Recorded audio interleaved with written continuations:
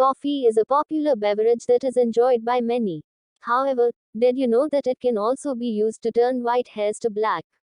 This written home remedy claims to do just that in just 7 days. To prepare this remedy, you will need 1 tablespoon of coffee, 1 tomato, 2 tablespoons of olive oil, 1 teaspoon of almond oil, and a piece of muslin cloth. Begin by grinding the coffee beans to a powder in a pestle. Then, blend the tomato in a blender until it becomes slightly pulpy. Next, take a piece of muslin cloth and squeeze the tomato pulp into a bowl to extract the tomato juice.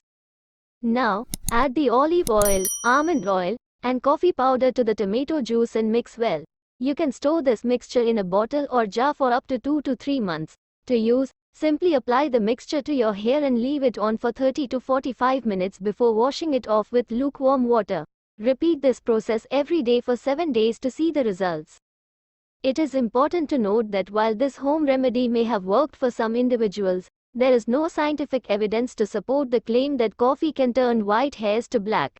It is always best to consult with a healthcare professional before trying any new remedy or treatment. Additionally, it is important to maintain a healthy diet and lifestyle to keep your hair and body healthy.